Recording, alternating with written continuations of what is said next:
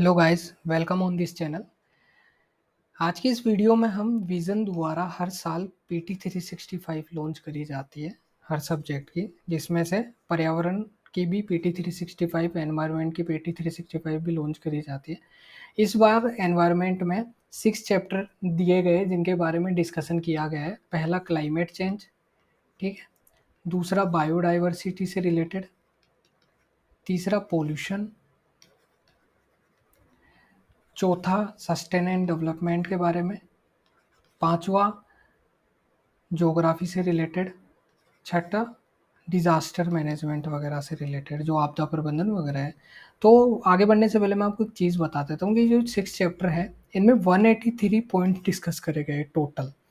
अब ये 183 टोटल कोई करंट अफेयर्स नहीं है, इसमें कुछ स्टेटिकल पोर्शन कंप्लीट किया गया है विजन द्वारा। अब ये स्टैटिक्स पोर्शन किस के तहत किया गया है वो मैं आपको बताता हूँ कि ये जितने भी पॉइंट आपको देखे हैं एनवायरनमेंट से रिलेटेड, इन सब से रिलेटेड जितने भी इंटरनेशनल और नेशनल लेवल पे ऑर्गेनाइजेशन काम कर रहे हैं उनके बारे में इन पे रिपोर्ट्स वगैरह, उनके गठन वगैरह, उनके जो सदस्य देश है, हेडक्वार्टर वगैरह, उन सब के बारे में इनमें डिटेल्स से चर्चा करी गई है। तो हम ज़्यादा डिटेल में नहीं जाएंगे। हमारा मेन पर्सपेक्टिव होगा कि 183 पॉइंटों को, जो पॉइंट है उनको पॉइंट टू पॉइंट डिस्कस करना है और उनमें जो मेन इंपॉर्टेंट पार्ट है उनको पढ़ना है एग्ज़ाम पर्सपेक्टिव के अकॉर्डिंग। ठीक है, तो आगे बढ़ते हैं ज़्यादा टाइम ख़राब नहीं करते हुए। तो जो इसमें जो पहला पॉइंट जो दे रखा है इस मैगजीन में वो है क्लाइमेट चेंज। ठीक है, जिसमें 6 पॉइंट दे रखे हैं, जिसमें पहला पॉइंट है क्लाइमेट चेंज। ग्लोबल सिनेरियो पे क्लाइमेट चेंज पे क्या असर है, कौन सी करंट अफेयर इसमें दे रखी है उसके बारे में जान लेते हैं। जो ओजोन होल है उसमें डे बाय डे जो होल है वो बढ़ता ही जा रहा है, जिसकी जो थिकनेस है वो थिननेस में कन्वर्ट होती जा रही है। 2 साल के अंदर जो अंटार्कटिका के ऊपर जो मौजूद ओजोन छिद्र है, ठीक है, वो पतला होता जा रहा है और दिन ब दिन छेद बड़ा होता जा रहा है। अब ओजोन के बारे में आपको पता होगा, ये पृथ्वी है। पृथ्वी के ऊपर जो इमेजिनरी जो लाइन है ओजोन है, O3 है, जो ऑक्सीजन के 3 अणुओं से मिलकर बनी है। वो हमारी जो सूर्य से अल्ट्रावायलेट जो किरणें आती है उनसे हमारा संरक्षण करती है। यूवी, जो यूवीए और यूवीबी जो किरणें हैं, अल्ट्रावायलेट किरणें, उनसे हमारी संरक्षण करती है। लेकिन इसी जो लेयर है इसी में ही अंटार्कटिका के ऊपर छिद्र हो गया है, जो वो डे बाय डे बढ़ता ही जा रहा है। 2 साल के अंतराल में देखा जाए, अगर वॉच किया गया है तो वो डे बाय डे बढ़ता जा रहा है। और इसके जो बढ़ने का कारण है वो मेन जो जो कारण है वो ह्यूमन एक्टिविटीज़ ही है। जो सीएफसी, एससीएफसीएस, हेलोन्स, मिथाइल ब्रोमाइड, ये सारी चीज़ें क्या है, ओजोन क्षयकारी रसायन है, जिसके तहत एरोसेल, रेफ्रिजरेंट और सॉल्वेंट्स वगैरह आ गए। एरोसेल क्या है? एरोसोल को आप ऐसे समझिए कि जैसे आपने धूल कण वगैरह देखे हैं, धुआं उठती हुई देखी है, लकड़ी की धुआं उठती हुई देखी है, या धुंध वगैरह देखी है। इनमें जो डस्ट पार्टिकल्स होते हैं वो एरोसोल वगैरह कहलाते हैं। और जो रेफ्रिजरेंट है, जितने भी एसी वगैरह है, फ्रीज वगैरह है, इनमें सीएफसी पाई जाती है, क्लोरोफ्लोरोकार्बन पाई जाती है, जिसके तहत ये एनवायरनमेंट में, क्लाइमेट में मिलके अग्रेसिव होकर केमिकल रिएक्शन करती है और ओजोन में कहीं ना कहीं क्षय करती है। और जितने भी सॉल्वेंट्स है, केमिकल सॉल्वेंट्स, उन सारी चीज़ों को इसमें डिस्कस किया गया है कि कैसे ये ओजोन को नुकसान पहुंचा रही है। अब ओजोन O3 जो है वो ऑक्सीजन के 3 अणु हैं। आपको पता होना चाहिए कि जो ओजोन की जो मोटाई है वो डॉप्सन यूनिट्स में मापी जाती है। ठीक है, जो हाल ही में अगर बेसिकली देखा जाए, अगर बेसिकली नेचर वाइज देखा जाए तो इसकी 300 डॉप्सन यूनिट्स जो मोटाई है वो होनी चाहिए। बट इसकी जो भी अंटार्कटिका में छिद्र होने के कारण इसकी जो मोटाई है अंटार्कटिका के ऊपर वो 220 ही रह गई है, जिससे 80% का एक तरीके से इजाफा हुआ है इसमें, एक तरीके से घाटा हुआ है एक तरीके से। तो देख सकते हैं आगे ये सारी चीज़ें डिटेल में डिस्कस करी गई है कि 90% जो ओजोन है वो समताप मंडल में है। आपको पता होगी अर्थ के ऊपर 5 इमेजरी लाइन है। जो पहली है क्षोभ मंडल है, फिर समताप मंडल है, फिर मध्य मंडल है, फिर आयन मंडल है, फिर बाह्य मंडल है। जो समताप मंडल है वहाँ पे 90% ओजोन लेयर है और बाकी उसके ऊपर है। तो आप इस तरीके से देख सकते हो, डॉप्सन यूनिट्स इसकी नापने की इकाई है। और जो लेंस वगैरह होते हैं हमारे जो फिजिक्स में उनको डायोप्टर नाम से, डायोप्टर उसके मेजरमेंट प्रणाली है। थोड़ा एग्जांपल समझने के लिए बताया किस प्रकार से ये चीज़ें इम्प्लीमेंट होती है, आगे बढ़ती है। तो कुल मिला के इस करंट अफेयर में ये डिस्कस किया गया है कि जो ओजोन में 2020 से लेकर 2022 तक के बीच में जो ये वाला जो टाइम था 2 साल वाला, इसमें अंटार्कटिका के ऊपर छिद्र में इजाफा हुआ है, बढ़ा ही बढ़ा है। तो ये सारी ह्यूमन एक्टिविटीज़ के कारण हो रहा है। जो एक्टिविटीज़ है जैसे कार्बन टेट्रालोराइड, जो लोराइड और ब्रोमाइन, क्लोरीन, हेलोन्स, ये सारी गैसेस वगैरह है, ये जो हमारी ओज़ोन है उनका शेयर करती है। जो हेलोन्स वगैरह है वो अग्निशामक है।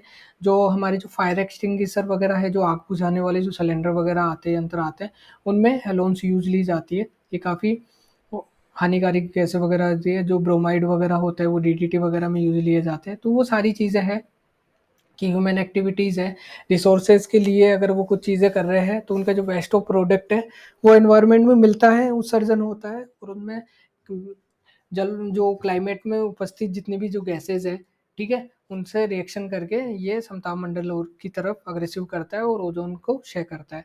तो जितने भी जो ऑर्गेनाइजेशन है, यूनाइटेड एनवायरनमेंट प्रोग्राम वगैरह है, 4 दशकों के भीतर ओजोन की परत की रिकवरी हो सकती है। इन्होंने ये दावा किया, स्टेटमेंट दिया है, पर ऐसा है नहीं है, ये धीरे-धीरे ये चीज़ें कहीं न कहीं बढ़ती जा रही है।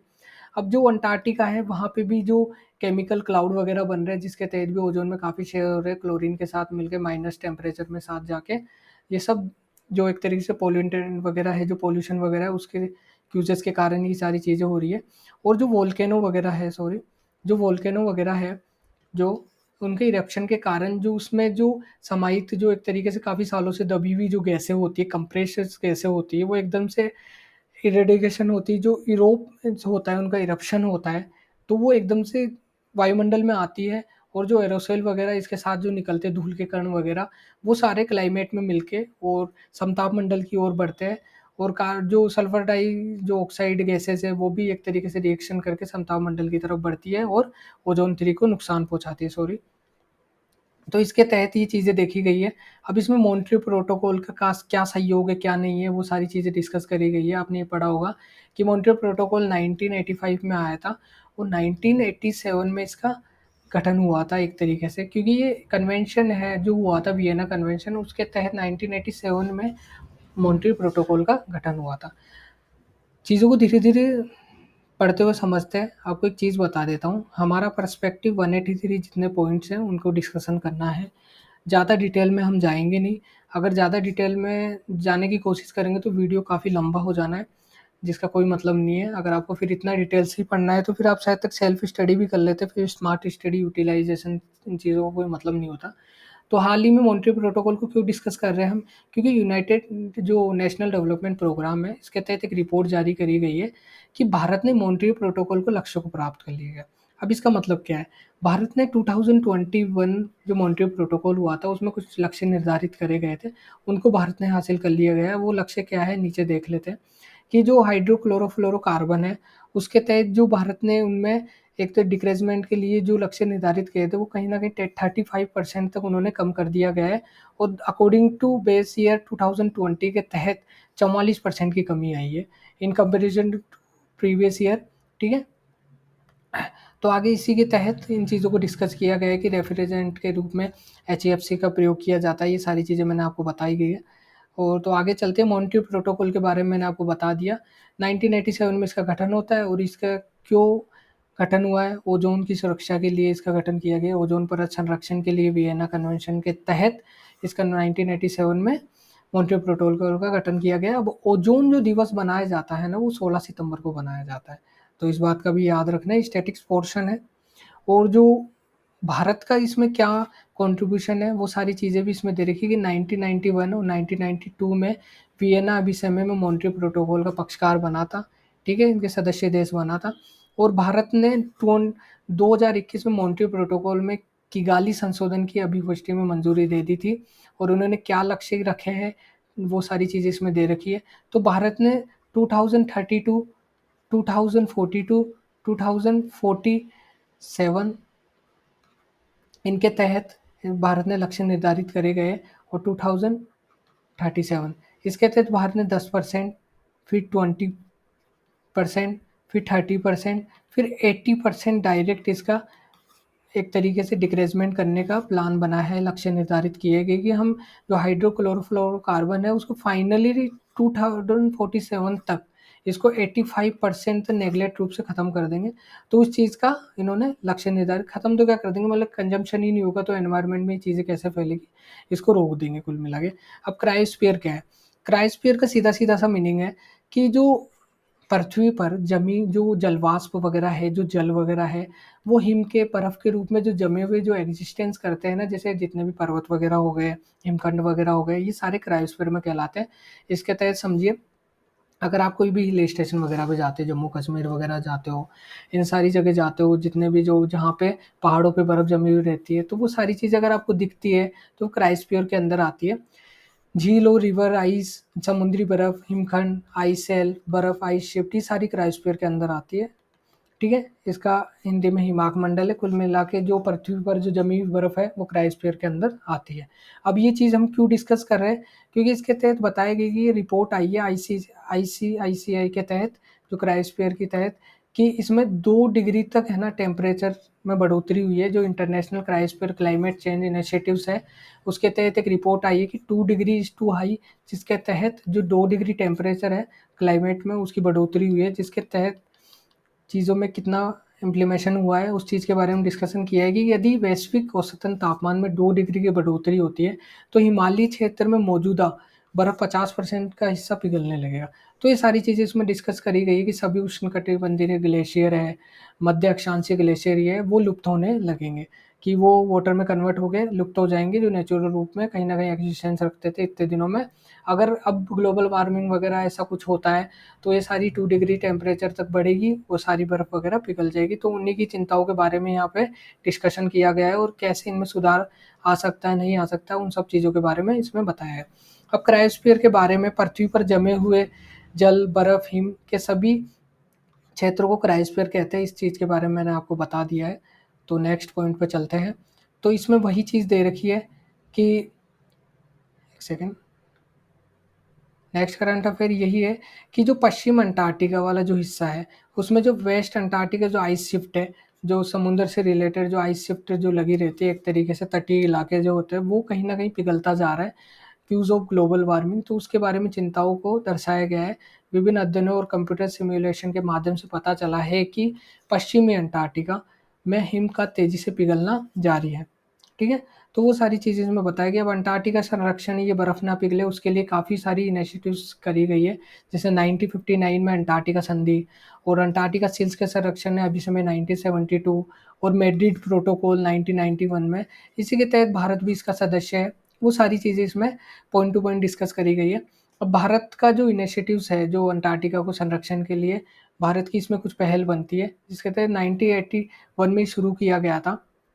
इसके अंतर्गत दक्षिणी गंगोत्री, मैत्री और भारती नामक 3 बेस स्टेशन वगैरह वहाँ बनाए हैं। जो हाल ही में, जो अभी फ़िलहाल रूप से देखा जाए, जो एक्टिव में है, वो मैत्री और भारती है, जो अभी सुचारू रूप से एक्टिव है, जो अंटार्कटिका संरक्षण के लिए, जो वहाँ पे बर्फ ना पिघले, उसके लिए सुचारू रूप से कार्य कर रही है, कि ग्लोबल वार्मिंग को कैसे रोका जाए, उत्सर्जन जितने भी ग्रीन हाउसेज़ गैसें हैं, उनको कैसे कंट्रोल किया जाए, उन सारी चीज़ों का इसमें डिस्कशन किया जाता है। तो इसी के तहत ये इनिशिएटिव्स वगैरह जारी करी जाती है। ठीक है? तो इन सब चीज़ों को देखा जाता है। नेक्स्ट करंट अफेयर है आर्कटिक एम्प्लीफिकेशन। अब आर्कटिक क्या है? आर्कटिक का क्या महत्व है? ये सारी चीज़ें इसमें देखेंगे कि वहाँ पे जो टेम्परेचर में बढ़ोतरी हो रही है, अगर वो पिघल जाएगा तो हमारे उससे क्या नुकसान होगा? उन सब सारी चीज़ों को इसमें डिस्कशन किया है।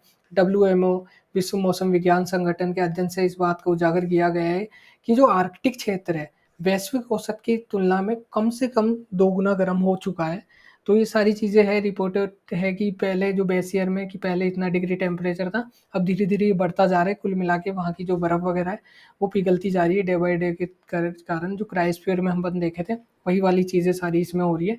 अब आर्कटिक सागर की बर्फ़ का महत्व क्या है? ये एक तरीके से जो एनर्जी बैलेंस है पृथ्वी पर, उसको कंट्रोल करके रखती है। तो ये काफ़ी इम्पोर्टेंट है। समुद्री बर्फ़ भी ऊपर की ठंडी हवा की सतह से नीचे की अपेक्षाकृत गर्म जल के बीच अवरोध बनाकर हवा को ठंडा बनाए रखती है। तो ये सारी ग्लोबल जो ज्योग्राफिकल इंडिकेशन है, उन सब चीज़ों में काफ़ी बैलेंसिंग का काम करती है। तो ये सारी चीज़ें इसमें दे रखी है। आगे चलती है, कैसे पिघल रही है, क्या नहीं पिघल रही, इसका डायग्राम इसमें दे रखा है कि वायुमंडल में अत्यधिक एरोसोल कण, जो धूल के मिट्टी के जो कण हैं, जितनी भी धुंध वगैरह है, जो भी ओस वगैरह रहती है, इनमें जो धूल मिट्टी के कण हैं जलवाष्प के साथ एरोसोल के ऊपर उठते हैं, अधिक धुंध और बादल में कन्वर्ट होते हैं। फिर उसके बाद ऊपरी वायुमंडल द्वारा वायुमंडल से पृथ्वी की सतह की ओर के माध्यम से निचले वायुमंडल को गर्म होना, फिर वो वापस उस चीज़ में कन्वर्ट होते हैं, क्लाउडेड में कन्वर्ट होते हैं, फिर इस चीज़ का इनिशिएटिव दोबारा होता है। फिर वैश्विक टेम्परेचर, इस चक्कर के दौरान वैश्विक टेम्परेचर बढ़ता है और वो बढ़ता ही चला जाता है, जिससे कहीं न कहीं ग्लेशियर वगैरह का क्षय होता है और टेम्परेचर कन्वर्ट होता है। तो इसी के साथ आगे बढ़ते हैं।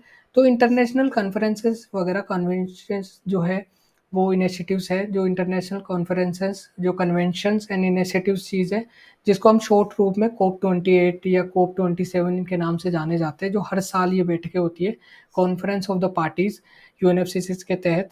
तो ये जो क्यों होती है, ये होती है जलवायु संकट से निपटने के लिए, क्लाइमेट चेंज से चीज़ों से निपटने के लिए, कि कौन कौन सी चीज़ें हैं, कौन कौन से ऐसे कारक हैं जो क्लाइमेट में चेंजेस ला रहे हैं, जो हमारे पर्यावरण में चेंजेस ला रहे हैं, जो इनके तहत जलवायु परिवर्तन की चीज़ों को देखते हुए हमने इम्प्लीमेंटेशन करना है, कि कैसे इन चीज़ों को वो एनवायरनमेंट वेलफेयर के तहत इन ऑर्गेनाइजेशन के द्वारा सुधारा जा सकता है। तो हाल ही में इस चीज़ को हम डिस्कस इसलिए करें कि यूएनएफसीसीसी के तहत जो कोप 28 जो बैठक है, वो हाल ही में संयुक्त अरब अमीरात यूएई के दुबई में आयोजित करी गई है। ये हर साल आयोजित करी जाती है और ये जलवायु संकट से निपटने के लिए जो कौन-कौन से कार्य करे जा सकते हैं, उनके बारे में बैठकें होती है। इस सम्मेलन में यूएवी कंसेंसस नामक समझौतों का भी ज्ञापन अपनाया गया है। और दूसरी चीज़ आपको मैं मोस्ट इम्पोर्टेंट थिंग यही है कि इसकी जो आई थिंक जो पीसीएस स्टेट लेवल के एग्ज़ाम है, जैसे कोप 28 वगैरह जो है, ये एसएससी वगैरह के काफ़ी फेमस फेवरेट क्वेश्चन है। पूछ लेते हैं कि इनकी मेज़बानी देश कौन-सा देश कर रहा है, कौन-सा नहीं कर रहा। तो जो कोप 29 है, कोप 30 है, जो आगे वाले जो मेज़बानी जो देश है, उनके बारे में भी याद रखना कि अज़रबैजान, ये ब्राज़ील, और कोप 28 यूएई दुबई में हुआ है। तो इन सब चीज़ों को याद रखने काफ़ी पूछे जाते हैं। कैसे भी क्रॉस में भी पूछ सकते हैं। तो कोप 28 कैसे कार्य करता है, इनके क्या स्तंभ है, तो वो सारी चीज़ें इसमें दे रखी है। फिक्सिंग क्लाइमेट है, कि हानि एंड एलएनडी कोष की शुरुआत, इस कोष के गठन की शुरुआत सर्वप्रथम 2022 में करी गई थी। तो 2027 जो बेस ईयर के दौरान कोई भी ऐसे ऑर्गेनाइजेशन संगठन वगैरह जैसे कोप वगैरह है, कॉन्फ्रेंसेस वगैरह है, ये कन्वेंशन वगैरह है, तो ये सारी चीज़ें जो पास्ट ईयर में जो इनसे जो गलतियाँ हुई है, जो चीज़ें छूटी है, उनके बेस ईयर मान के जो न्यू जैसे कोप 27 में कुछ अगर कमियाँ रही हुई, कुछ चीज़ें उन्होंने नोटिस की होगी कि इन देशों में फाइनेंशियल ज़रूरत है एनवायरनमेंट वेलफेयर के तहत, तो उन चीज़ों को इनिशिएटिव करते हुए फिक्सिंग जो क्लाइमेट फाइनेंस है, उनकी तरफ ध्यान दिया गया है। जो 28 वाला है, जो वर्ल्ड बैंक द्वारा सहयोग किया जाता है। तो ये सारी चीज़ें इनमें डिस्कस करी गई है। पॉइंट टू पॉइंट डिस्कस करके चलेंगे, ज़्यादा डिटेल में हम नहीं जाएँगे, नहीं तो काफ़ी लंबा-चौड़ा वीडियो हो जाएगा। और चीज़ें स्मार्टली वर्क करानी है, इम्प्लीमेंटेशन स्मार्टली करना है, प्रोडक्टिविटी निकल के आनी चाहिए। ऐसा नहीं कि आप रटते ही जा रहे हो और आपको मेमोराइज़ ही नहीं हो रही चीज़ें, तो फिर ये तो कहीं न कहीं गलत हो जाती है ना चीज़ें। और बाकी इसका नेक्स्ट सिस्टम ये है कि फोकसिंग ऑन पीपल्स लाइव्स वगैरह, लाइवलीहुड्स, खाद्य संरक्षण वगैरह पे, लोग बच्चों के विकास के लिए इन चीज़ों पे ध्यान देना है कि उनके जीवन यापन सही चल रहा है, नहीं चल रहा लोगों का वहाँ पे क्लाइमेट चेंज के कारण, तो उन सारी चीज़ों का भी ध्यान इसमें दिया जाता है। अब underpinning everything with full inclusivity, इसका मतलब है कि जो जेंडर रिस्पॉन्सिबिलिटी है, उनको जागरूक करना है कि हर एक उम्र का जो एक तरीके से जो समझदार, जो एक एक तरीके से मैच्योरिटी लेवल में जो चीज़ें आ जाती है, वहाँ पे उस चीज़ों का सहयोग करके जो एनवायरनमेंट वेलफेयर के लिए काम करना है। तो इन सब चीज़ों के लिए एक रिपोर्ट्स वगैरह जारी करी गई है। तो कोप 28 में जारी की गई प्रमुख रिपोर्ट है। कौन-कौन सी रिपोर्टें किस पे है, वो एक मोटा-मोटा जान लेते हैं। कि क्लाइमेट फाइनेंस पे रिपोर्ट जारी की है, जो मीथेन वगैरह जो CH4 है, उनके ऊपर जो रिपोर्ट है वो जारी करी गई है कि कैसे क्या कंट्रोल किया जा सकता है। और जलवायु परिवर्तन संयुक्त राष्ट्र फ्रेमवर्क के बारे में बताया गया है कि यूएनएफसीसीसी के बारे में, कि यह एक अंतर्राष्ट्रीय पर्यावरण संधि है। इसका उद्देश्य ग्लोबल वार्मिंग को रोकने के लिए ग्रीन हाउसेज गैसों को उत्सर्जन की कमी के लिए दिया जाता है। और पेरिस समझौते के बारे में इसमें डिस्कशन किया है, क्योटो प्रोटोकॉल के बारे में डिस्कस किया है। जो यूएनएफसीसीसी के तहत ये सारी चीज़ें आती है, जो 1992 में इसमें हस्ताक्षर करके पृथ्वी शिखर सम्मेलन के नाम से इसे गठित करके और इसका गठन किया गया था। इसके टोटल 197 कंट्रीज़ के देश हैं और इसका जो हेडक्वार्टर है वो बोन जर्मनी में है, ठीक है।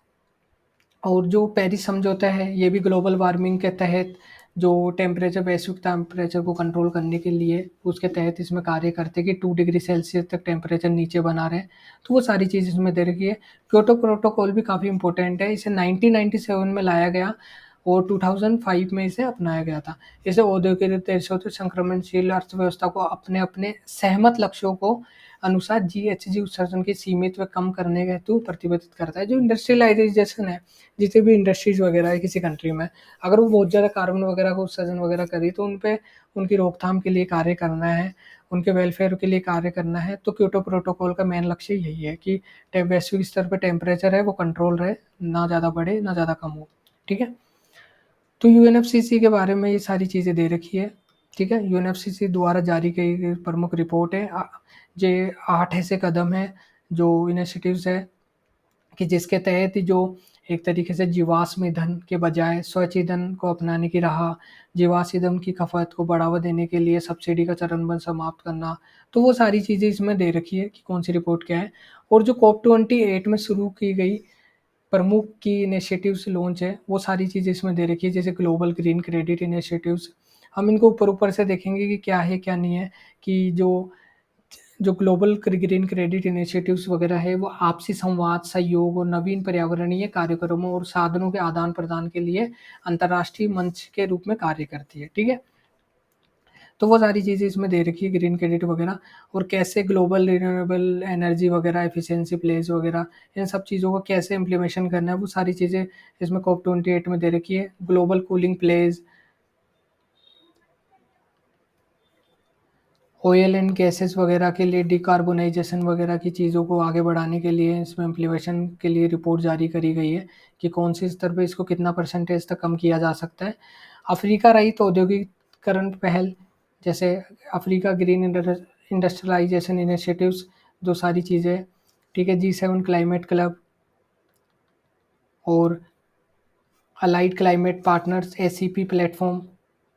आपको एक चीज़ बता देता हूँ कि 183 पॉइंट है, इनमें ये शामिल नहीं है, ये 183 के पॉइंटों में शामिल है। अगर हम इन चीज़ों को देखा जाए, अगर इन पॉइंटों को भी जोड़ा जाए तो 700 प्लस पॉइंट इसमें निकल के आते हैं पूरी में।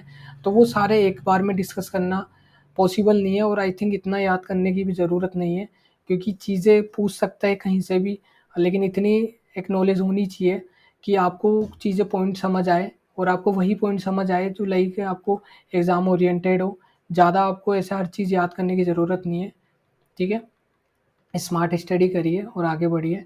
तो ये सारी चीज़ें रिपोर्ट्स वगैरह दे रखी है कि जो भी की पॉइंट्स है COP 28 द्वारा, और जो भारत का क्या इसका पर्सपेक्टिव है, भारत के द्वारा जो COP 28 है, भारत में इसका क्या पर्सपेक्टिव है, कौन-सी चीज़ें क्या है, कौन-सी वैश्विक स्तर पे चिंता है, जो राष्ट्र के स्तर पर इम्प्लीमेशन करी जा सकती है, वो सारी चीज़ें इसमें दी गई है। सुर्खियों में क्यों है कि COP 28 में सम्मेलन में ग्लोबल साउथ की चिंताओं को उठाया गया है कि वहाँ पे फाइनेंशियल मदद की जाए, जल्द से जल्द। आपको एक चीज़ पता होनी चाहिए कि भारत एक डेवलपिंग कंट्री है स्टिल, है ना? लेकिन ये आज भी पूरे वर्ल्ड में काफ़ी चीज़ जो ऐसे डेवलप कंट्री है उनके बराबरी की टक्कर लेती है। तो इसके तहत जितनी भी जो डेवलपिंग कंट्री है, एक तो फादर ऑफ डेवलपिंग कंट्री के एक तरीके से कह सकते हैं, मोटे-मोटे तौर पे, ऑफ़िशियल रूप से नहीं कह सकते, समझाने के तरीके से बता रहा हूँ कि काफ़ी सारी कंट्रीज़ हैं जो अभी भी भारत के काफ़ी काफ़ी हद तक टच नहीं कर पाती, बीट नहीं कर पाती। तो ऐसी कंट्रीज़ पुश करती है भारत को कि वैश्विक स्तर पे हमारी चिंता है उनको रखो, कि जल्द से जल्द जलवायु वित्त उपलब्ध कराए जाने की आवश्यकता पर भी जोर दिया जाए। तो भारत की हर जैसे ऑर्गेनाइज़ेशन है, जितने भी इंटरनेशनल ऑर्गेनाइज़ेशन वगैरह होते हैं, G20, G7, COP 28, इनमें भारत शामिल होता है और अपनी चिंताओं और वैश्विक स्तर पर जिनके जो राष्ट्र देश से समर्थन देश है, उनकी चिंताओं का समायोजन करता है, और उस हिसाब से चीज़ों का इम्प्लीमेशन होता है। अब COP 28 में भारत की भूमिका क्या है, leadership group of industry transition वगैरह, ये सारी चीज़ों को इसमें डिस्कस किया गया है। तो वही चीज़ें हैं, पॉइंट टू पॉइंट रिपोर्ट वगैरह है। हम इन चीज़ों को थोड़ा-सा अवॉइड करेंगे, क्योंकि एनडीसी वगैरह जो सारी चीज़ें हैं जिसमें मेन इम्पोर्टेंट करंट अफेयर है, उन चीज़ों को डिस्कस करने के लिए डिटेलाइज़ चीज़ें ज़्यादा नहीं करेंगे, क्योंकि पॉइंट टू पॉइंट डिस्कस करेंगे इसमें भी काफ़ी समय लग जाना है।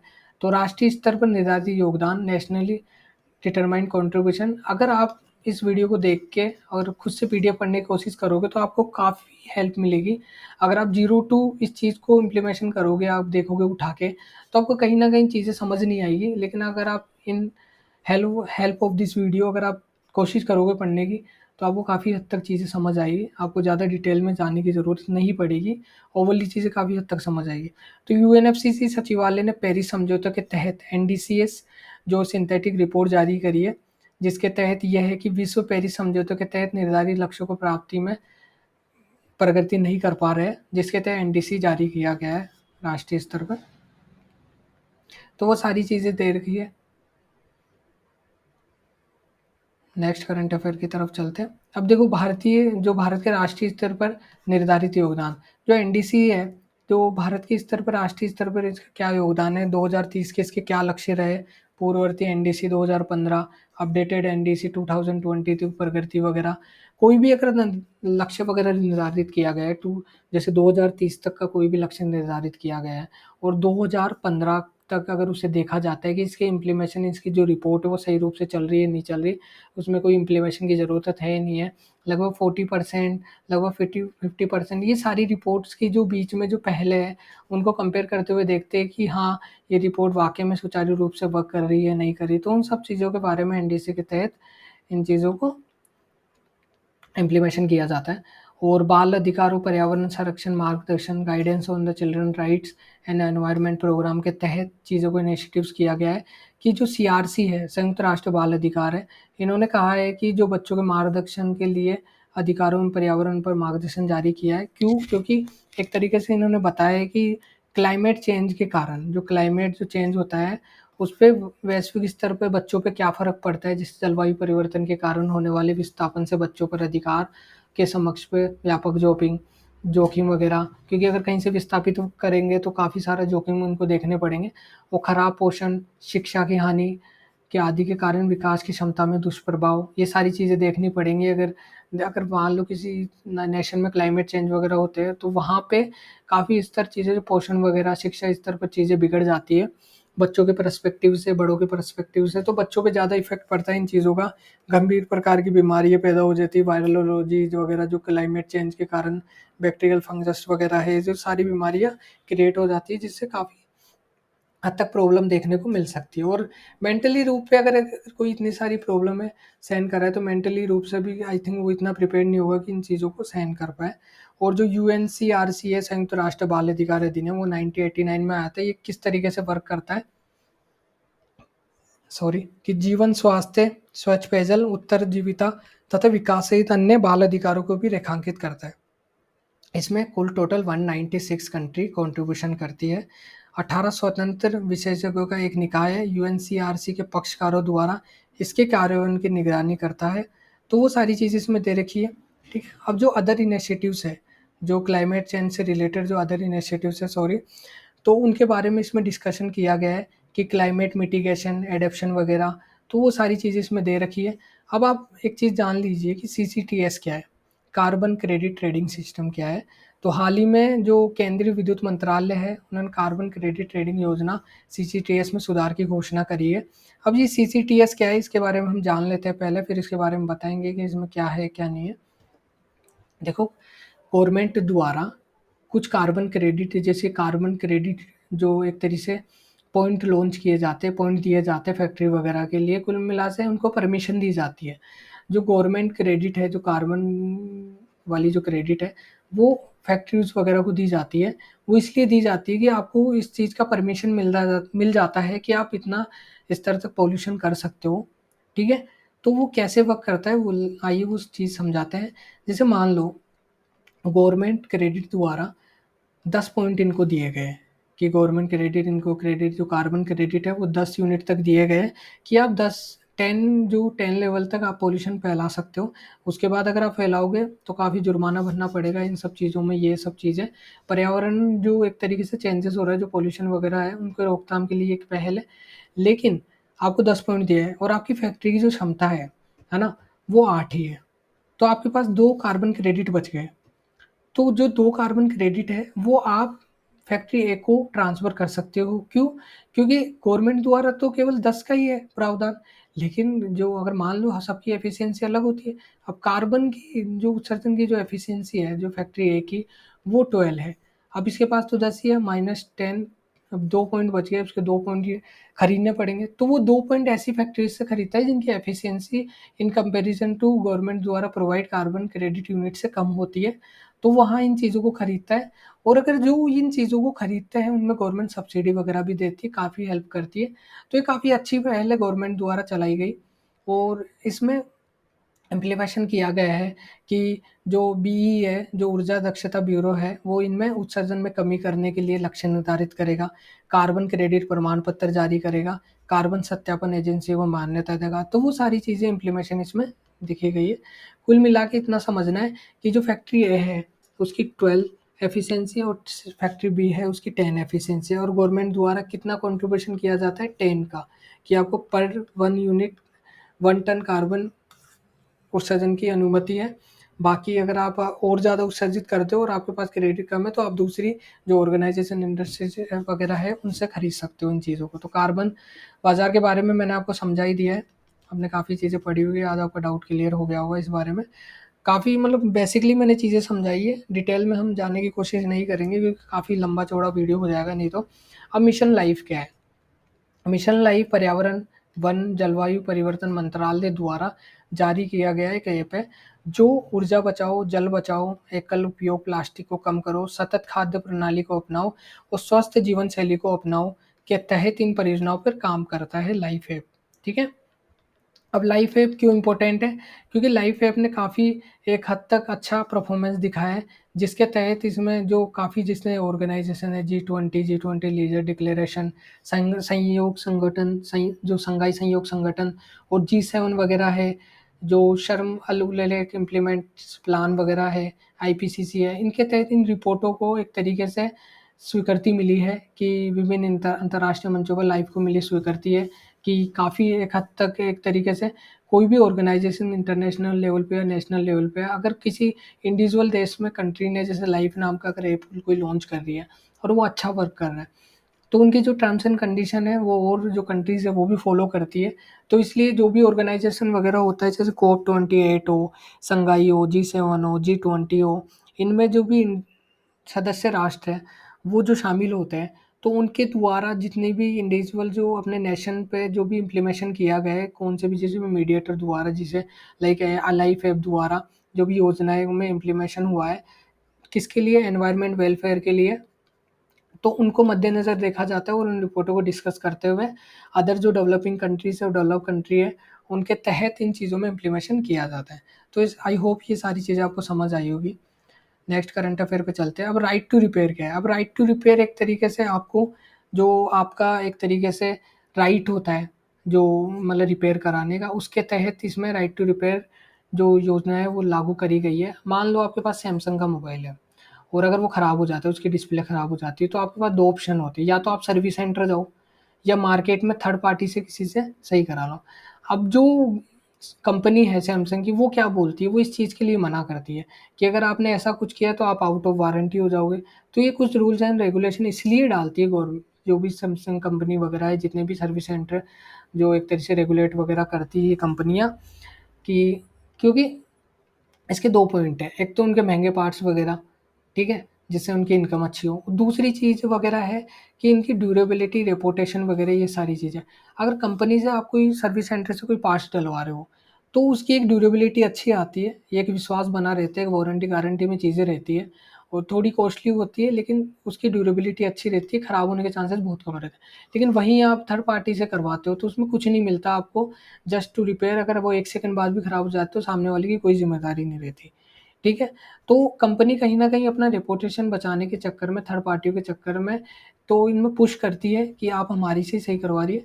तो राइट टू रिपेयर इसी के तहत अगेंस्ट काम करता है कि आप कहीं से भी कोई चीज़ें आपका एक तरीके से राइट टू रिपेयर है कि आप कहीं से भी कुछ भी चीज़ों को इम्प्लीमेशन करके और एक तरीके से आप चीज़ों को सही करा सकते हो। इसमें जो-जो संगठन वगैरह आ रहे हैं वो इस तरीके से है कि कृषि संबंधी उपकरण है, मोबाइल फ़ोन, टैबलेट है, उपभोक्ता वस्तुएँ, ऑटोमोबाइल तथा ऑटोमोबाइल उपकरण वगैरह है।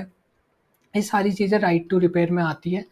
तो इसी के तहत आपके पास राइट है कि आपकी चीज़ों को सही करा सकते हो। गवर्नमेंट द्वारा इसमें पोर्टल लॉन्च किया गया है, जिसके तहत कि उत्पादकता, विनिर्माता जो भी है, ग्राहकों के साथ उत्पाद विवरण मैनुअल को साझा करेंगे कि कैसा क्या है, कितना मतलब एक तरीके से होता है ना कि कितने कॉस्ट आई है, कितना क्या आया है, कितना क्या है, तो वो चीज़ें गवर्नमेंट को बतानी पड़ती है। अगर तो इसमें यही है कि सर्विस सेंटर पे जा रहे हैं तो आपको ज़्यादा कॉस्ट पे करनी पड़े, ऑब्वियसली बात है वो ज़्यादा चार्ज करते हैं, उनके टैक्सेस वगैरह ये सारी चीज़ें।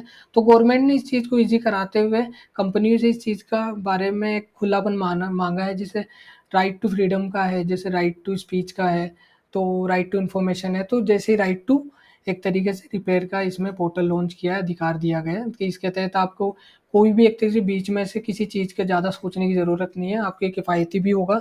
आपको एक पोर्टल लॉन्च से दे दिया गया, आप वहाँ जाइए, आप जानिए कि आपका क्या है, क्या नहीं है, कितना कॉस्ट आ रहा है, क्या नहीं आ रहा है, फिर आप वहीं से चीज़ों को इम्प्लीमेंटेशन कर सकते हैं कि हम सही कराना चाहते हैं, whatever you want to do. तो वो सारी चीज़ें दे रखी है, मोबाइल फ़ोन, इलेक्ट्रॉनिक्स, उपभोक्ता टिकाऊ वस्तुएँ, ऑटोमोबाइल, कृषि उपकरण, ये सारी चीज़ें राइट टू रिपेयर में आती है। अब सीबीएम क्या है? कार्बन सीमा समायोजन तंत्र, कार्बन बॉर्डर एडजस्टमेंट मैकेनिज़्म। इसके तहत इसमें क्या चीज़ है, ये क्या चीज़ नहीं है, तो आप समझिए सीबीएम यूरोपीय जो संघ है उसके द्वारा जारी किया गया है। तो भारत में इसका क्यों डिस्कस किया जा रहा है? बिकॉज़ भारत ने हरित ऊर्जा को अधिक से अधिक अपनाने का लक्ष्य रखा है, ताकि देश के लोगों को, देश के उद्योगों को यूरोपीय संघ के कार्बन सीमा समायोजन के नियमों का पालन में मदद मिले। कुल मिला के सीबीएम एक तरीके से नॉन यूरोपीय जो संघ की जो कंट्री है उनके लिए एक तरीके से टेरी बेयर के नाम से मापा जाता है कि रास्ते में इनको रोक के प्रमाण पत्र मांगा जाता है सीबीएम के नाम से। अभी प्रमाण पत्र क्या है? देखो, अगर यूरोपीय संघ की जो कंट्री है ना, और वहाँ पे कोई फैक्ट्री स्टेब्लिश है यूरोपीय कंट्री द्वारा, यूरोपीय संघ की कंट्रीज द्वारा, यूरोपीय संघ की जो कंट्री है उनके द्वारा, और अगर वो बाहर से रॉ मटेरियल मंगाते हैं भारत से, तो वहाँ पे घुसने से पहले उनको सीबीएम का प्रमाण पत्र दिखाना पड़ेगा कि आपके जो प्रोडक्टिविटी है उससे कितना नुकसान होगा, कितना नुकसान नहीं होगा, चार्जेस वगैरह देने पड़ते हैं, तो वो सारी चीज़ें हैं। कुल मिला के कितना कहना है कि जो यूरोपीय संघ की जो कंट्री है उनको सीबीएम की ज़रूरत नहीं पड़ती, लेकिन जो नॉन यूरोपीय संघ की कंट्री है उनको इम्पोर्ट एक्सपोर्ट इन चीज़ों के लिए सीबीएम प्रमाण पत्र की ज़रूरत पड़ती है, क्योंकि कहीं न कहीं जो यूरोपीय संघ की कंट्री है उन्होंने इस चीज़ में जो वहाँ पे सीबीएम में पहले से कोई चार्जेस वगैरह दे रखे हैं। तो कुल मिला के इतना सा कहना है कि जो भी प्रोडक्ट वगैरह रॉ मटेरियल वहाँ जा रहा है वो उससे कितना उत्सर्जन से कितना पॉल्यूशन वगैरह होगा, तो उनके लिए पहले से रिचार्जेस वगैरह देने के लिए यूरोपीय संघ ने सीबीएम का गठन किया है। ठीक है? अब सीबीएम के अंदर कौन-कौन से प्रोडक्ट वगैरह आते हैं, जैसे लोहा आ गया, स्टील आ गया, सीमेंट आ गया, एल्यूमीनियम आ गया, उर्वरक आ गया, बिजली आ गई, हाइड्रोजन आ गया, इत्यादि प्रोडक्ट सीबीएम के अंतर्गत आते हैं। अब सीबीएम डब्ल्यूटीओ के नियमों के अकॉर्डिंग चलता है, और भारत ने तो ये भी किया है कि भारतीय निर्यात के लिए नॉन टैरिफ बैरियर का ये काम करता है। अब नॉन टैरिफ बैरियर आपको पता होगा कि ये कैसे एक तरीके से एक डिफेंड के तहत में काम करता है। ठीक है? तो वो सारी चीज़ें मैंने आपको बता दी है। तो आगे नेक्स्ट करंट अफेयर पे चलते हैं। अब ये जलवायु के लिए ऋण स्वैप क्या है? एक सेकंड। तो इसमें एक तरीके से इसको क्यों डिस्कस किया जा रहा है कि सुर्खियों में क्या है कि गैबोन ने अफ्रीका के सबसे बड़े डेब्ट फॉर नेचर स्वैप की घोषणा की है। इसका मूल्य $500 मिलियन है, कि किसके तहत जो एक तरीके से क्लाइमेट स्वैप के लिए ऋण ऋण के भुगतान से बचने का साधन, जो एक तरीके से जो डेब्ट वगैरह बाकी है उनको कैसे पर्यावरण में सहयोग करके उनकी पूर्तियों को किया जा सकता है। अभी हाल ही में महासागरों के संरक्षण के लिए दुनिया के सबसे बड़े जो डेब्ट सर्ट है इक्वाडोर ने 2023 में लॉन्च किया है। तो वो सारी चीज़ें दे रखी है। भारत ने अभी इस प्रकार का कोई सा भी कुछ नहीं किया है, कोई सा ही डेब्ट सर्ट नहीं किया है, और ऐसे सर्ट्स में शामिल अन्य देश है ब्राज़ील हो गया, मेडागास्कर हो गया, फिलीपींस वगैरह हो गया। तो ये सारी चीज़ें इसमें देखी जा सकती है। अब reduction of green houses gases emissions from ship, मतलब पोत परिवहन और द्वारा होने वाले ग्रीन गैसों के उत्सर्जन में कमी लाने के लिए इनिशिएटिव्स है, जैसे आईएमओ अंतर्राष्ट्रीय समुद्र संगठन द्वारा पोतों जहाज़ों शिप से पहले होने वाले जीएचसी उत्सर्जन की कमी लाने के लिए रणनीति को अपनाया है, जिसके तहत इसमें ये बताया गया है कि जो एक तरीके से पोत परिवहन से होने वाले उत्सर्जन जैसे carbon dioxide, black carbon, nitrogen oxide, nitrous oxide, इनकी कंट्रोलिंग के लिए इनिशिएट पहले आईएमओ द्वारा। ठीक है? जो कैसे क्या कंट्रोल करना है वो सारी चीज़ इसमें दे रखी है। तो हम पॉइंट टू पॉइंट डिस्कस करते हुए चलेंगे चीज़ों को। नेक्स्ट करंट अफेयर इसमें ये है कि जो नेशनल फ्रेमवर्क और क्लाइमेट सर्विसेज है ये क्या है, ये सुर्खियों में क्या है। आईएमडी और जो क्राइस्ट जो यूनिवर्सिटी ने भारत में नेशनल फ्रेमवर्क और क्लाइमेट सर्विसेज जो एनएफसीसीएस है, जो एक कार्यशाला के दौरान जलवायु अनुसंधान के क्षेत्र में सहयोग करने के लिए एक समझौता एमओयू पर हस्ताक्षर किया है। मतलब कुल मिला के एग्रीमेंट साइन किया है एनएफसी से और इंडिया के तहत, जिसमें एनएफसी से वर्क करेगा ऊर्जा जलवायु जो मिलके इंडिया से जो आपदा जोखिम पे, कृषि पे, जलवायु पे, कुल मिला के वेलफेयर से रिलेटेड चीज़ें हैं, जो एनवायरनमेंट वेलफेयर से रिलेटेड चीज़ें हैं कि ये कैसे भारत के साथ मिलके ऊर्जा, स्वास्थ्य, आपदा जोखिम, कृषि, स्वास्थ्य, सुरक्षा, इन सारी चीज़ों, जल आपदा वगैरह इन सारी चीज़ों पे काम करेगा। अब ये सारी चीज़ें क्या है, स्विट्ज़रलैंड, चीन, जर्मनी, यूनाइटेड किंगडम ने भी एनएफसी के तहत लॉन्च करी गई स्कीमें जारी की है। और एक इस तरीके से कैसे काम करती है सारी चीज़ें आपको पता लग गई होगी। और जो अदर है, जैसे जलवायु हम अभी क्लाइमेट चेंजेस के बारे में पढ़े, जो अदर क्लाइमेट रिलेटेड टर्म्स है, जो जलवायु संबंधी शब्दावली है, उनके बारे में डिस्कस किया गया। जैसे नीति आयोग ने आईसीईडी 3.0 लॉन्च किया गया। इससे पहले नीति आयोग ने आईसीईडी फर्स्ट सेकंड वगैरह भी लॉन्च किया था, जो काफ़ी हद तक सुचारू रूप में काफ़ी अच्छा इम्प्लीमेशन रहा था उनका। जो भारतीय जो जलवायु है ऊर्जा डैशबोर्ड के नाम से इसे जाना जाता है, ये जो क्लाइमेट चेंज से रिलेटेड चीज़ों में इम्प्लीमेशन करता है। ये सरकार द्वारा प्रकाशित स्रोतों के आधार पर ऊर्जा क्षेत्र, जलवायु संबंधित आर्थिक डेटा सेट, वास्तविक समय पर आधारित डेटा के लिए वन स्टॉप प्लेटफॉर्म पर का लॉन्च करता है कि आपको एक सिंगल विंडो मिलती है, आप आइए अपनी प्रॉब्लम बताइए और आपको कहीं जाने की ज़रूरत नहीं है। जैसे जलवायु से संबंधित जो विंग से रिलेटेड जितनी भी समस्या है वो यहाँ पे आपकी सोल्व करी जाएगी। ठीक है, आईसीईडी के द्वारा जो 3.0 नीति आयोग द्वारा लॉन्च किया गया। बाकी जो अदर इनिशिएटिव्स है जो क्लाइमेट चेंज के लिए, UN climate change high level championship है, the energy transition advisor committee है, तो वो सारी चीज़ें इसमें दे रखी है। एलएसएच वगैरह है, शॉर्ट लिव्ड हेलोजेंस है, और डिकार्बोनाइजेशन है। ठीक है, क्योंकि जो कार्बन है उसको रिड्यूस वगैरह करना है 70% तक। तो वो सारी अदर इनिशिएटिव चीज़ें हैं। बहुत सारे पॉइंट इस मैगजीन में दे रखे हैं। अगर मान लो जो ये मिथाइल जो ये क्या है, मिथाइल 2 माइक्रोबियम जो ब्यूरोटेंस है, अगर इसके बारे में अगर कोई करंट अफेयर आती ना तो वो ज़रूर डिस्कस की जाती। लेकिन इससे रिलेटेड जो चीज़ें हैं शब्दावली है, कहीं न कहीं अगर न्यूज़पेपर में डिस्कस करें तो वो चीज़ें भी इसमें डाली गई है, एनवायरनमेंट से रिलेटेड। छोड़ा कुछ ही नहीं गया, इसमें कम से कम 700-800 पॉइंट है अगर मोटे-मोटे देखा जाए। सारे डिस्कस करना काफ़ी मुश्किल है, आप अपने बेस पे करना उन चीज़ों को और स्मार्ट स्टडी करिए। मैं अभी भी बोल रहा हूँ कॉम्पिटिशन बहुत ज़्यादा है, बहुत ही ज़्यादा। I hope so you understand. और जो कॉप 26 है उससे निर्धारित महत्वाकांक्षा, जो एक तरीके से आप एक चीज़ समझना, जितने भी ये सारे इनिशिएटिव्स वगैरह है वो कोरिलेटेड चीज़ है।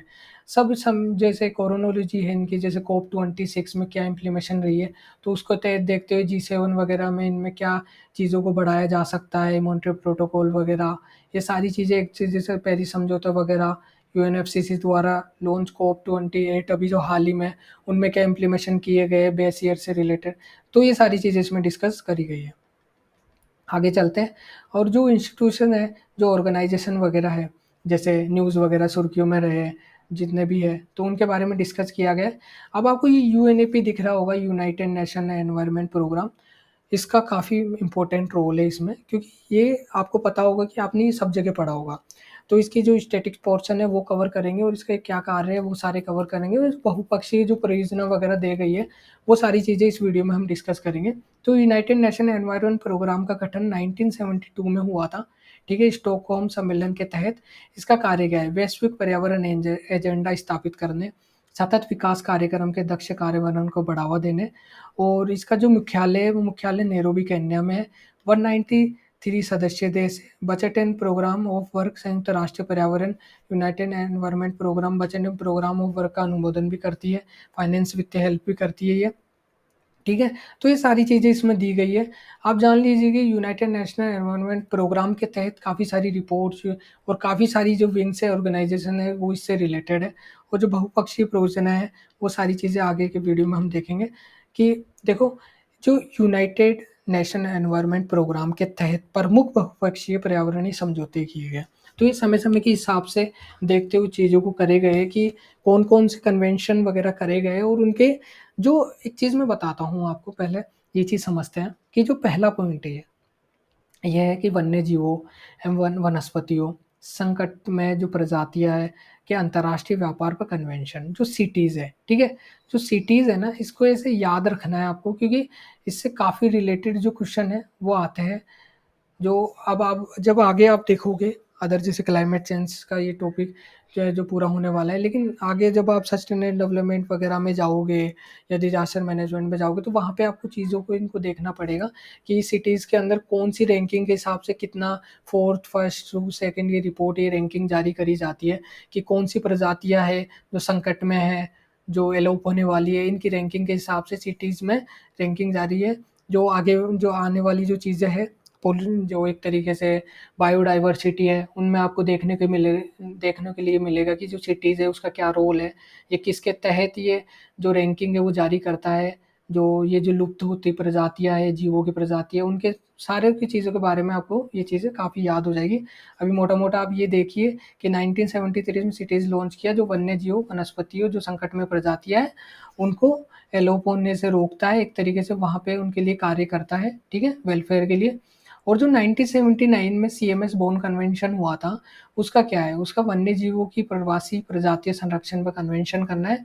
बोन कन्वेंशन के तहत ये भी आपको आगे देखने को मिलेगा, इसमें जो माइग्रेंट जो एक तरीके से वन्य जीव पक्षी वगैरह है उनके जैसे एलोप होने से रोकना है, रेडिकेशन से रोकने के लिए बोन कन्वेंशन 1979 में किया गया था यूनाइटेड एनवायरनमेंट प्रोग्राम के तहत, ठीक है। और जो तीसरा पॉइंट है ओजोन परत के संरक्षण पर वियना कन्वेंशन। अब देखो 1985 में है ना, फिर वियना कन्वेंशन में 1987 में मॉन्ट्रियल प्रोटोकॉल आया। आप उससे पहले एक चीज़ समझिए कि देखो 1972 में है ना यूनाइटेड एनवायरनमेंट प्रोग्राम आया, ठीक है, फिर उसके तहत ये सारी चीज़ें हो रही है। तो एक तरीके से जो लीड कर रहा है ना यूनाइटेड नेशनल एनवायरनमेंट प्रोग्राम के तहत ये सारी चीज़ें घटित होती है। अब जैसे 1985 फिर 1972 के बाद ये सारी चीज़ें हुई है, फिर 1973 में ये चीज़ें हुई है, तो वो सारी चीज़ें कोरिलेटेड है आपस में। और जो फोर्थ पॉइंट है उसमें बेसल कन्वेंशन दिया गया है जो 1989 में आया था, जो खतरनाक जो अपशिष्ट होते हैं जैसे केमिकल सब्सटेंस वगैरह होते हैं, जो केमिकल्स होते हैं उनको जो बॉर्डरों पे नियंत्रण करना है। ऐसा नहीं है कि आप पाकिस्तान से अमेरिका या अमेरिका से पाकिस्तान ऐसे केमिकलों को ले जाए जो आई थिंक जैसे बम वगैरह बना सके, या जो भी एक तरीके से क्लाइमेट को पूरी तरह बदल के रखते हैं। तो ऐसे केमिकल को बेसल कन्वेंशन के द्वारा रोक लगाई गई है, कंट्रोल किया गया है, ऐसे रेगुलेशन किया गया है, रूल्स एंड रेगुलेशन लगा के। और जैव विविधता पर कन्वेंशन सीबीडी पर 1992 ये भी आपको पीछे देखने के लिए मिलेगा। जो बायोडाइवर्सिटी वगैरह है इनको कैसे 1992 के एक्ट के तहत इनको कौन सी रिपोर्ट वगैरह जारी करी गई है, तो इसके तहत जैव विविधता पर कन्वेंशन किया गया है। और जो अंतर्राष्ट्रीय व्यापार में कुछ खतरनाक रसायनों कीटनाशकों के लिए पूर्व सहमति प्रक्रिया पर रोटरडम कन्वेंशन है, जैसे इंपोर्ट एक्सपोर्ट पर बैन लगाया गया है। जो अंतर्राष्ट्रीय व्यापार कुछ खतरनाक रसायनों पर, ऐसा नहीं कि पूरों पे, जो कुछ कुछ पे लगाया है, कुछ पे लिमिटेशन पुट करेगी, आप इतना ही मंगा सकते हो, वो सारी चीज़ें। अब स्थायी कार्बनिक प्रदूषकों पर स्टॉकहोम कन्वेंशन, ये सारी चीज़ें। और जो पारा मरकरी पर मीनामाता कन्वेंशन, मीनामाता पारा जो मरकरी है उससे होने वाला रोग है। अब मीनामाता इसका नाम इसलिए पड़ा क्योंकि वहाँ जापान में एक शहर है मीनामाता जहाँ मरकरी से जो इन्फेक्शन फैल गया था, जहाँ से वहाँ पे जो मोस्ट प्रोबेबली जो पॉपुलेशन थी वो इसके इन्फेक्टेड हो गई थी। तो इसलिए इसका मिनामाता कन्वेंशन 2013 हुआ है, जो इसका नाम मिनामाता वहाँ से रखा गया है। और आपको पता होना चाहिए जो पारा है वो अदृश्य पोल्यूटेंट है, जो एक तरीके से जो दिखता नहीं है, वो जो पोल्यूशन फैलाता है, उस चीज़ के तहत पारा को अदृश्य पोल्यूटेंट में रखा जाता है, ठीक है। अब आगे यूनाइटेड एनवायरनमेंट प्रोग्राम द्वारा दी गई कुछ हाल ही में रिपोर्ट्स है, जैसे एडप्शन गैप रिपोर्ट 2023, ये सारी यूनाइटेड एनवायरनमेंट प्रोग्राम द्वारा रिपोर्ट वगैरह जारी करी गई है। नेक्स्ट करंट अफेयर की तरफ देखते हैं। जो विश्व मौसम विज्ञान संगठन वर्ल्ड मेट्रोलॉजिकल ऑर्गेनाइजेशन WMO, हम अभी जैसे सारी जितने भी ऑर्गेनाइजेशन है मैन इंपॉर्टेंट जो हाल ही में सुर्खियों में रही, जैसे यूनाइटेड एनवायरनमेंट प्रोग्राम, WMO, इन चीज़ों के बारे में अब डिस्कस कर रहे हैं। जो क्लाइमेट चेंज का जो जो एंड ऑफ द टॉपिक्स है उनके बारे में डिस्कस कर रहे हैं। फिर उसके बाद जो नेक्स्ट टॉपिक होगा वो पॉल्यूशन से रिलेटेड होगा, वो आई थिंक हम नेक्स्ट वीडियो में डिस्कस करेंगे। तो इसमें जो जितने भी ऑर्गेनाइजेशन बचे हैं वो डिस्कस कर लेते हैं कि विश्व मौसम विज्ञान संगठन संयुक्त राष्ट्र की एक विशेष एजेंसी है जो यूएन की, जो महासागरों जलवायु के साथ इसकी प्रतिक्रिया पर संयुक्त राष्ट्र की अधिकारी संस्था है। जो 1950 WMO कन्वेंशन पर अनुसमर्थित रिफ्लेक्शन करती है, जो एक तरीके से मिलने के साथ ही सब एक अंतर सरकारी संगठन है जिसमें एक तरीके से इम्प्लीमेशन हुए थे। और 1973 में इसका प्रॉपरली गठन हुआ था। और इसका स्विट्जरलैंड जेनेवा में, जो जेनेवा स्विट्जरलैंड है, इसमें हेडक्वार्टर है। 193 सदस्य है, कुल मिला के इतना समझना है। स्टैटिक पोर्शन है, महासागर उससे रिलेटेड वगैरह है। आपको विश्व मौसम विज्ञान संगठन समझ आ रहा होगा। जलवायु विश्व मौसम विज्ञान संगठन जो है महासागरों जलवायु की देखरेख में कार्य करता है। जो विश्व मौसम विज्ञान संगठन है, वर्ल्ड मेट्रोलॉजी ऑर्गेनाइजेशन है, इनका जो गठन है 1873 में हुआ था। ठीक है। और इसका जो मुख्यालय है, जो हेडक्वार्टर है, वो जेनेवा स्विट्जरलैंड में है। और इसके जो सदस्य जो कंट्रीज है वो 193 कंट्रीज है। ठीक है, तो ऐसे चीज़ों को समझिए। Sorry for my writing. और तो बाकी सारी रिपोर्ट्स है वो यूएनईपी द्वारा ही दी गई है। देखो, जो यूनाइटेड नेशनल एनवायरनमेंट प्रोग्राम की, यूनाइटेड नेशन एनवायरनमेंट प्रोग्राम काफ़ी बड़ा है। तो इसके तहत ये पूरे वैश्विक स्तर पर रिपोर्ट जारी करता है, जैसे ग्रीन हाउसेज गैसें बुलेटिन वगैरह। ये सारी चीज़ें जो एनवायरनमेंट वेलफेयर वगैरह के लिए जारी करी जाती है मैगजीन के तहत। ठीक है। और अन्य रिपोर्ट जैसे ग्लोबल क्लाइमेट और state of climate services report, तो ग्लोबल जो एटोम जो एटमॉस्फेयर वगैरह है, एयर क्वालिटी क्लाइमेट बुलेटिन है, ग्लोबल जो एटोनॉलिटिकल क्लाइमेट चेंजेस अपडेटेड रिपोर्टेड है, ये सारी रिपोर्टें इसमें डिस्कस करी गई है। ठीक है। इसमें आप एक चीज़ देखोगे कि मैं आपको बता देता हूँ, जैसे पॉल्यूशन वाला है, जो नेक्स्ट टॉपिक है पॉल्यूशन है, वो इसमें हम डिस्कस करेंगे, जिसमें हम इसको नेक्स्ट वीडियो में डिस्कस करेंगे। उससे पहले मैं आपको एक चीज़ बता देता हूँ कि जितने भी जैसे पॉल्यूशन वगैरह है, सस्टेनेबल डेवलपमेंट है, बायोडाइवर्सिटी वगैरह है, जो बायोडाइवर्सिटी वगैरह वाला जो पार्ट है, ठीक है, उसमें जो चीज़ें दे रखी है, जैसे एक तरीके से जितने भी जैसे बर्ड्स वगैरह है, एनिमल्स वगैरह है, या कौन से जीव कहाँ खोजे गए, जितनी भी जो वेजिटेबल्स है, वनस्पतियाँ वगैरह है, वो कहाँ कैसे खोजी गई है। और न्यू न्यू चीज़ों का इम्प्लीमेशन हुआ है कि कौन से बर्ड्स वगैरह कहाँ हैं, उनके वेलफेयर के लिए क्या काम किया गया है। और जितने भी टाइगर रिजर्व वगैरह है, कुछ जैसे जो नए हाल ही में जारी करे गए, कौन सी चीज़ को कहाँ कौन से ग्रीन और रेड जोन में डाला गया है। जो सिटीज़ की जो रिपोर्ट है उसके तहत इसमें लाइक किसको एक एडजन जो एंडेंजर प्रॉपर्टी में डाला गया है, और जो कौन सी इनफ प्रॉपर्टी में डाला गया, वो सारी चीज़ें इसमें पॉइंट टू पॉइंट डिस्कस करेंगे। और जो पॉल्यूशन वगैरह है, इनमें हम एक तरीके से जो कोयले से आधारित जो पॉल्यूशन है, एयर जो पॉल्यूशन है, ठीक है, और वाटर पॉल्यूशन वगैरह है, ऐसा नहीं कि सारे पॉल्यूशन इसमें डिस्कस करेंगे, नहीं नहीं, मोस्ट प्रोबेबली जो जो हाल ही में सुर्खियों में है उन पॉल्यूशन के बारे में इसमें डिस्कस किया जाएगा। तो आई होप सो आपको चीज़ें पसंद आई होगी। ये मेरे चैनल का पहला वीडियो होगा, पता नहीं कैसा रहा होगा, आई डोंट नो, मेरा फर्स्ट वीडियो है लाइफ का ये। आई होप सो आपको अच्छा लगा होगा। अगर आप अब जाके अगर पीडीएफ पढ़ते हो तो आपको काफ़ी हेल्प मिलेगी, क्योंकि मैं आपको एक ही चीज़ बता रहा हूँ कि अगर आप स्मार्ट स्टडी कर रहे हो ना, तो आपके लिए काफ़ी सारी बेनिफिशियरी ये चीज़ है, क्योंकि आप काफ़ी चीज़ों के लिए समय बचा सकते हो। ठीक है, अगर आप खुद से पढ़ने बैठोगे, इसमें प्रोबेबली 197 पेजेस है, जिसमें अगर 15 से 20 पेज अगर एड वगैरह के भी हटा दें, तो आई थिंक इसमें 177 के अप्रोक्स पेजेस वगैरह बचेंगे। ठीक है, तो उन 177 पेजेस में इसमें ऑर्गेनाइजेशन से रिलेटेड करंट अफेयर, उनके द्वारा इनिशिएटिव्स, और जो काफ़ी सारी नीचे जैसे बायोडाइवर्सिटी में इमेजेस वगैरह है, वो सारी दे रही है, काफ़ी इंटरेस्टिंग हो जाता है इमेजेस वगैरह से, रिफ्लेक्शन से। तो ये सारी चीज़ें इसमें डिस्कस करी गई है। तो आई होप सो आपको ये वीडियो पसंद आया होगा। तो अच्छा लगा तो लाइक करना, और अगर कुछ गलतियाँ हुई तो आप बता सकते हो, इम्प्लीमेशन करेंगे ज़रूर। तो thanks for watching this video. मिलते हैं नेक्स्ट वीडियो में विथ पॉल्यूशन। बाय।